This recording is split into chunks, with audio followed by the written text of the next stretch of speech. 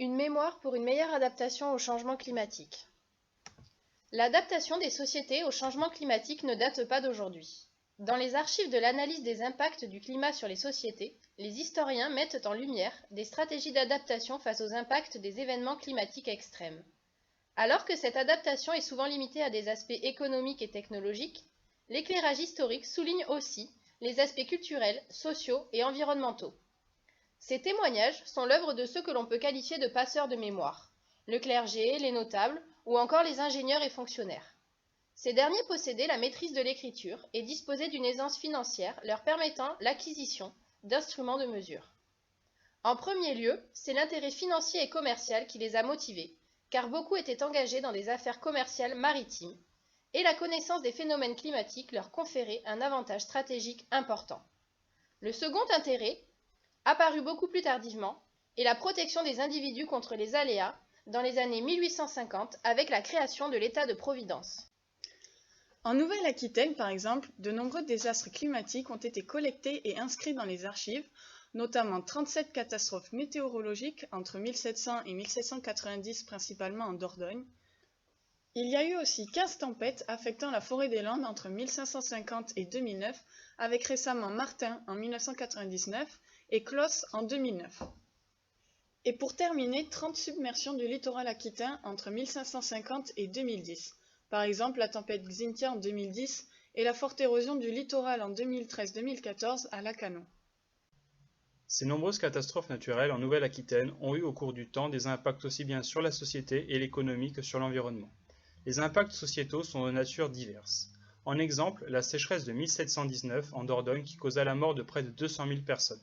Mais les conséquences sociétales des événements climatiques extrêmes sont parfois moins graves, comme les dégâts causés par la submersion du 14 mars 1937 qui endommagea une partie des lignes électriques et télégraphiques. Cependant, l'impact psychologique de ces catastrophes est également à prendre en compte, comme c'est le cas avec le futur effondrement de l'immeuble Le Signal à Soulac-sur-Mer. L'impact économique est souvent le plus remarquable, car chaque tempête entraîne des dégâts matériels importants. On peut notamment citer l'importante destruction des récoltes, annonciatrice de la flambée des prix du pain en 1789, ou encore la destruction de la moitié de la forêt des Landes, suite à l'ouragan Klaus en 2009. Exemple le plus frappant, l'inondation de la centrale nucléaire de Blaye après les tempêtes Lothar et Martin de 1999. Enfin, l'impact environnemental, beaucoup moins documenté, reste tout de même une conséquence à ne pas négliger. L'érosion des dunes ainsi que la destruction de la forêt des Landes entraînent la disparition d'écosystèmes ayant une valeur pour la société. Quel qu'il soit, l'impact n'est pas uniquement fonction de l'intensité de la catastrophe, il dépend aussi de la vulnérabilité de l'environnement. Afin de limiter ces impacts, l'homme a de longue date fait preuve d'adaptation et de résilience en transmettant oralement et à travers des écrits ses connaissances sur les événements climatiques extrêmes. Cependant, une séparation s'est opérée depuis le début de l'époque industrielle. Les sociétés pré-modernes entrevoyaient les catastrophes comme une fatalité. Et aujourd'hui, les sociétés modernes les considèrent comme un risque naturel qu'il est possible de gérer. Comme Montesquieu dans son paradigme de civilisation, nous aurions tendance à croire que les sociétés les plus évoluées sont celles qui sont le plus capables de se mettre à l'abri lors de catastrophes naturelles. Or, les archives aquitaines ont montré que ce n'était pas le cas. Il est ainsi devenu nécessaire de travailler sur la préservation de la mémoire concernant les risques climatiques.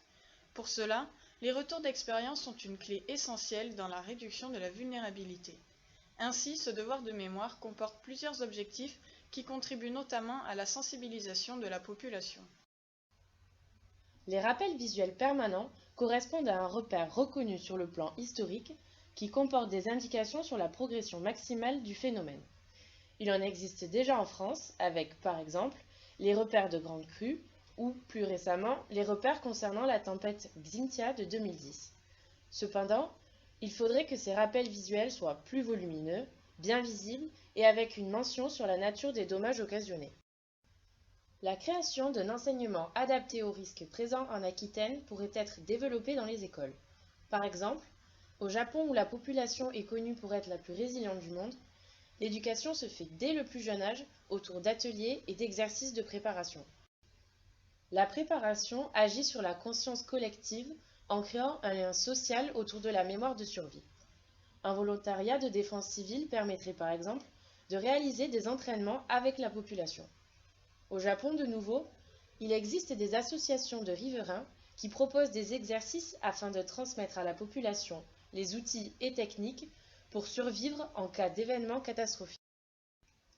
Ainsi, si une catastrophe se produit, la finalité mémorielle contribuerait à créer soit une forte résilience de la population, soit un nouveau type de modèle social où les différents acteurs seraient plus résilients et plus solidaires.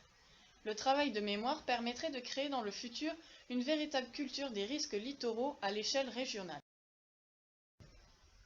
Nous vous remercions pour votre attention.